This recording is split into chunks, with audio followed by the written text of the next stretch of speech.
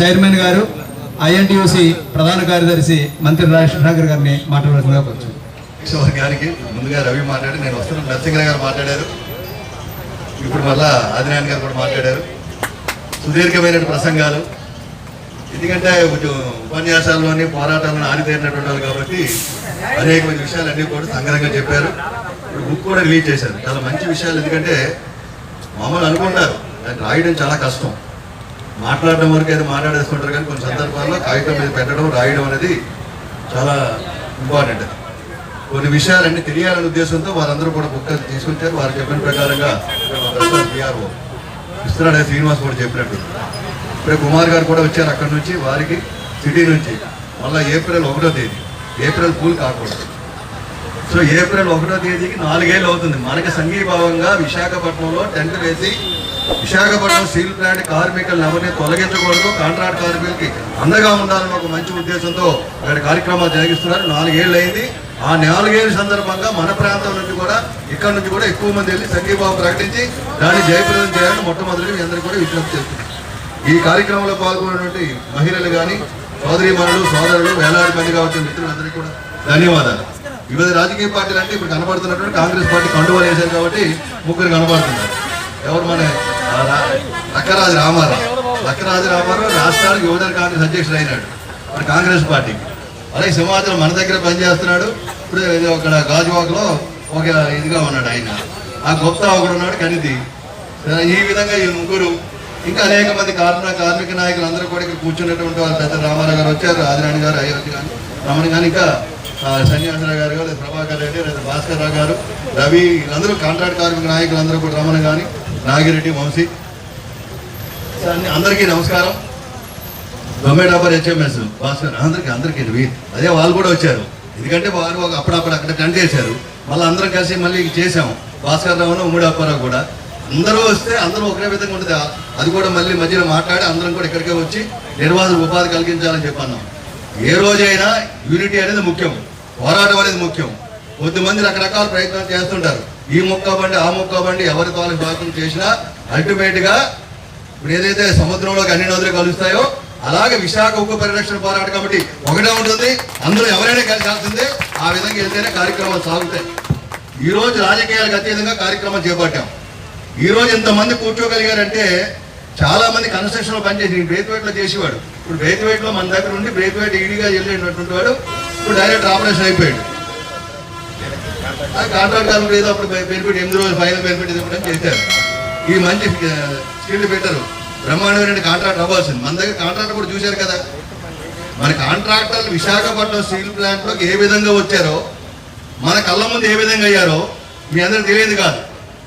ఎవరికి కూడా సరైన బట్టలు వేసుకునేవారు కాదు, సరైన చెప్పులు ఉండేవి. మంచిది, ఎవరైనా ఆర్థికంగా బాగుపడాలి, వాళ్ళ కుటుంబం బాగుపడాలి, వారు కూడా ఆర్థికంగా కలగాలి. కానీ కార్మికుల జీవితాలతో చెలగాట మాడితే ఎవరినైనా సరే ఇక్కడ నుంచి వెంటగట్టే పరిస్థితి రావాలి.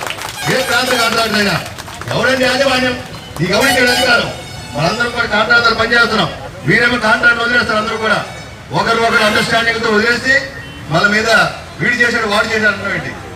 93 వరకు కూడా, 93, 94 వరకు కూడా నిర్మాణ దశలో పనిచేస్తే ప్రతి 6 నెలలకి, 7 నెలలకి, 8 నెలలకు తీసి పనిచేసే ఉద్యోగాలు అన్నీ కూడా ఎవరు చేశారో కార్యక్రమం.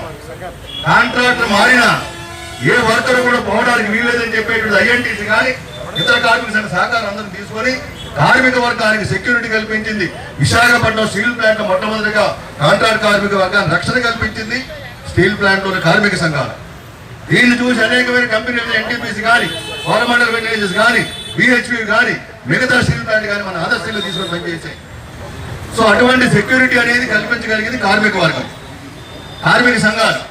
మరి కార్మిక సంఘాలు అందరూ పిలిపివ్వడం ఏంటంటే, మనకి ఏదైనా ఇబ్బంది వచ్చినప్పుడే రోడ్ల మీద రావడం కాదు. కేంద్ర ప్రభుత్వం ఏదైతే ఆలోచన చేసిందో అది జనవరి 27, 2021 సంవత్సరం చేశారు. ఈరోజు 2025. 2020 ఆ రోజు నుంచి ఈ రోజు కాదు, బయటికి రాకపోయినా 3వ తారీఖున బయటకు వచ్చింది. ఆ 3వ తారీఖున ఇబ్బంది చేశాం. 4వ తారీఖు కార్యక్రమం 5వ తేదీన ఇక్కడ నుంచి ఫిబ్రవరి 5వ తేదీ నుంచి బ్రహ్మాండమైనటువంటి scooter rally, motor cycle rally వేలాది మందిగా మనం విశాఖపట్నం వెళ్ళడం జరిగింది. ఫిబ్రవరి 12, 2021 ఇక్కడ పెట్టే కార్యక్రమం. ఈ కార్యక్రమం పెట్టిన ఈ రోజు చేస్తున్నాం 1501 రోజు. ఫిబ్రవరి 12 నుంచి ఈ రోజు వరకు చేస్తే దేశంలో ఏ కార్మిక వర్గం కూడా చేయలేని ఉద్యమాన్ని చేసిన ఘనత Visakhapatnam steel plant employees contract కార్మికులకి దక్కిందని విషయాన్ని కూడా గుర్తుపెట్టుకోవాలి ఇక్కడ. మరి ఆనాటి నుంచి నేటి వరకు కూడా అలుపెరగని ఉద్యమాలు చేసి కేవలం విశాఖపట్నం కొరవనపాలెం జంక్షన్కో గాజువాకో పరిమితం చేయకుండా నగర వ్యాప్తంగా, రాష్ట్ర వ్యాప్తంగా, దేశవ్యాప్తంగా అందరినీ సంఘటితం చేసి విశాఖపట్నం స్టీల్ ప్లాంట్ దరిదాపులకి ఎవరైతే వాళ్ళు లీగల్ అడ్వైజ్ నియమించారో వాడిని ఈ రోజు వరకు విశాఖపట్నం స్టీల్ ప్లాంట్ లో కాలు పెట్టనివ్వకుండా ఆపగలిగింది కార్మిక వర్గం. అలాగే ట్రాన్సాక్షన్ అడ్వైజర్ కానీ లేదా ఇంకొకరు కానీ ఎవరిని కాకుండా మనం కాపాడగలిగాం. అయితే వీటన్నిటి మీద కుట్ర పన్నారు. ఈరోజు కేంద్రంలో ఉన్న ప్రభుత్వం తెలుగు వారు ఏదైనా అనుకుంటే ఏదైనా చేయగలరు, వీరితో మనం జాగ్రత్తగా ఉండాలని దాంతో వీరి తాలూకా పొట్ల కొట్టాలనే ఉద్దేశంతో 11,000 రూపాయల కోట్ల ప్యాకేజీ ఇచ్చినట్టు ఇచ్చి మనకు 1,100 మంది కాంట్రాక్ట్ కార్మికులు బయట పెట్టాలి, 1,100 ఎంప్లాయీస్ని విఆర్ఎస్తో పంపించాలి. సరే విఆర్ఎస్ వాళ్ళకి ఏదో ఆర్థికంగా ఏదో ప్యాకేజ్ వస్తుంది, మరి కాంట్రాక్ట్ కార్మికులు ఏమొస్తుంది?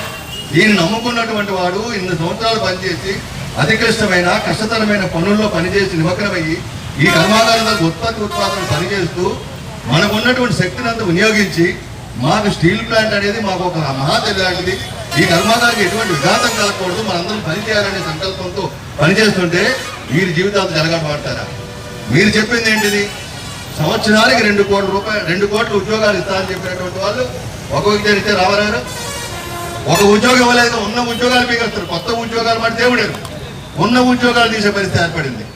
సో దీనికి ఏంటిది?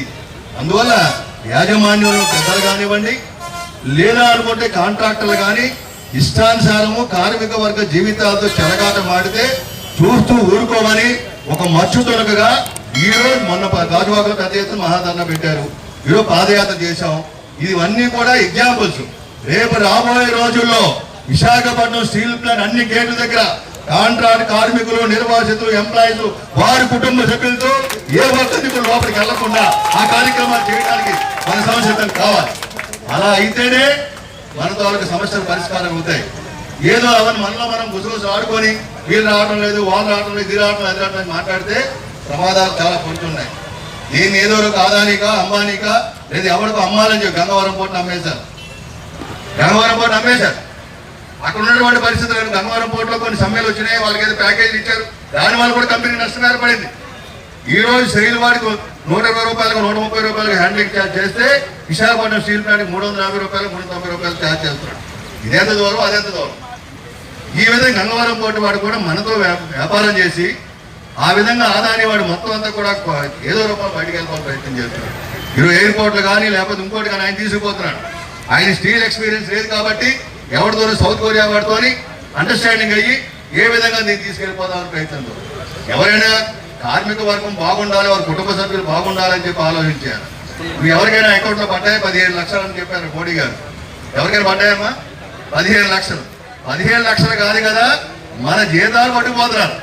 మనం పనిచేసినటువంటి ఇంకా సెప్టెంబర్ నుంచి ఎంప్లాయీస్ జీతాలు సరిగా లేవు. సెప్టెంబర్ నుంచి కాంట్రాక్ట్ కార్మికులకి ఇది మధ్యకాలం లేదు, కొంత 1 నెల జీతం పెండింగ్ ఉంచినా ఏదో కొంత ఇస్తున్నారు.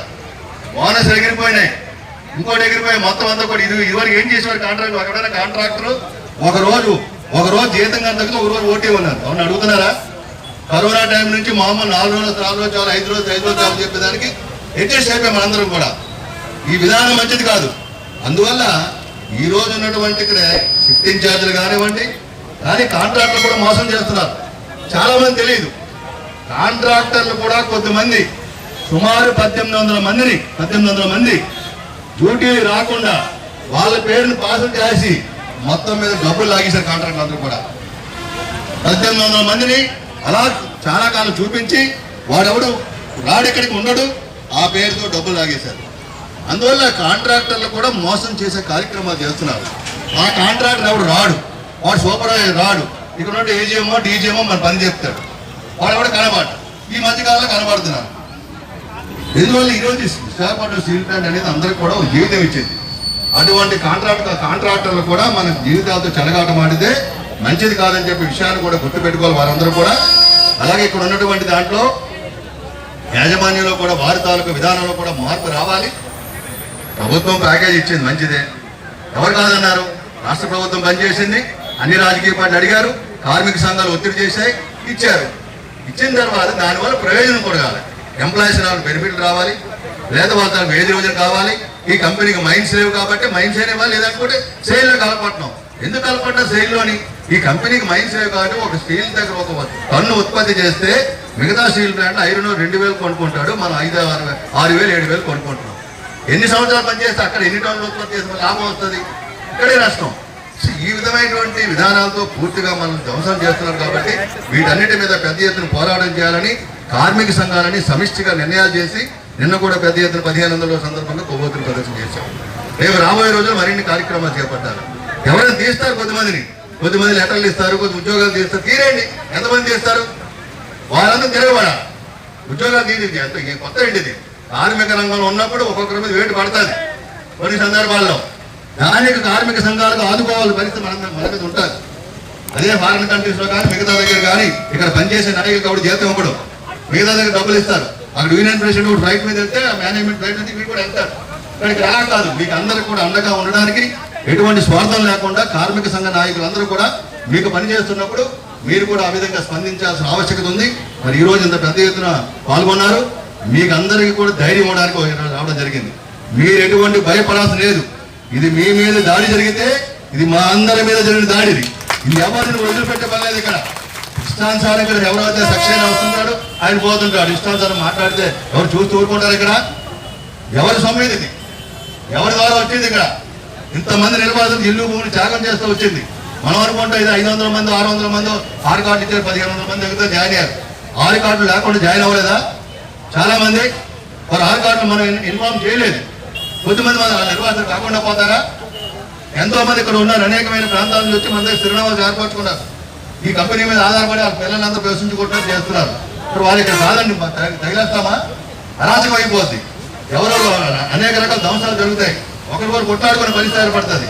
ఈ ప్రాంతం అంతా కూడా అల్లకల్లోలమైన పరిస్థితి ఏర్పడుతుంది. కాబట్టి ఇటువంటి వాటి అన్నిటి మీద కార్మిక సంఘాలు జాగరూకతతో ఈ కంపెనీని కాపాడాలని, ఈ కంపెనీలో మరికొంతమంది ఉపాధి కల్పించాలని, కార్మిక వర్గాన్ని రక్షణ కావాలని, కాంట్రాక్ట్ కార్మికులు వేరు లేదా పర్మనెంట్ ఎంప్లాయీస్ వేరు తేడా లేకుండా మీరందరూ కలిసి పనిచేస్తున్నాం, మనందరం కలిసి పనిచేస్తున్నాం. కాబట్టి ఈ కంపెనీ ఈ రోజు భారతదేశంలో ప్రపంచ దేశంలోనే ఒక బ్రహ్మాండమైన కంపెనీ వెలుగొందింది.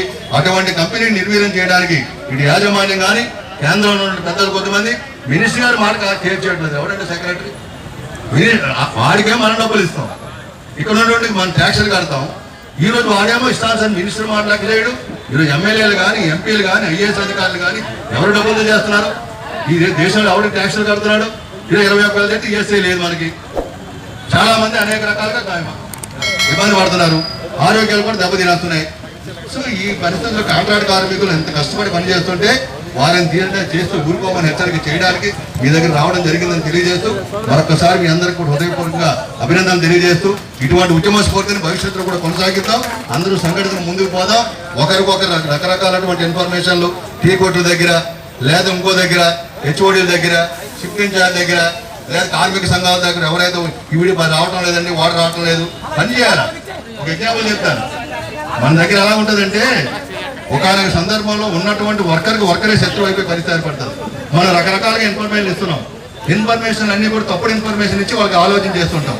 ఇది పెట్టేస్తారంటే అది పెట్టేస్తారు, ఇది తీసేస్తారు, వాళ్ళు ఎవరిని తీసేస్తారు, ఎవరు తీస్తూ ఊరుకుంటాం. మనం వాళ్ళకి ఎవరికైనా బాగులేనప్పుడు మనతో పనిచేస్తున్న ఎంప్లాయ్ ఎవరికైనా బాగులేకపోతే ఒక కార్మికుడు బాగులేకపోతే మిగతా వాళ్ళు సహకరించాలి. అవి రానండి డ్యూటీ రానండి అని బాధేంటో అర్థం చేసుకోవాలి కదా. ఎందుకు విడాయింపు వేస్తున్నాడు కొన్ని సందర్భాల్లో? ఆ విడాయింపు కారణం ఏంటి? వాడు ఎందుకు రాలేకపోతున్నాడు డ్యూటీకి? రకరకాలైన ఇబ్బందులు ఉంటాయి. ఆ ఇబ్బందులన్నీ కూడా చూసుకోవాలా. వారందరినీ కూడా మనం ఏది వేరు చేసే పరిస్థితి తీసుకురాకూడదు. అందువల్ల దయచేసి మీ అందరినీ కోరేది ఏంటంటే కాంట్రాక్ట్ కార్మికులందరూ కూడా ఏ పిలిపిస్తే ఆ పిలుపు సంఘటన కావాలి. కార్మిక సంఘాలు అందరూ కూడా ఏఐటీసీ వారు కానీ సిటీ వాళ్ళు కానీ హెచ్ఎంఎస్ వాళ్ళు కానీ టీఎన్టీసీ కానీ అక్కడ బీజేపీ వాళ్ళు కూడా ఇక్కడ వచ్చారు. ఎవరికైనా స్టీల్ ప్లాంటే ఆదర్శం. స్టీల్ ప్లాంట్ ఒక మహాదేవి లాంటిది. అటువంటి స్టీల్ ప్లాంట్కి ఎవరైనా విఘాతం కలిపే ప్రయత్నం చేస్తే ఐఆర్టీ సహా ఏ కార్మిక వర్గం కార్మిక సంఘం కూడా చూస్తూ ఊరుకోదని మరొకసారి హెచ్చరిక జారీ చేస్తూ మీ అందరికీ ధన్యవాదాలు తెలియజేసి సెలవు తీసుకుంటాం.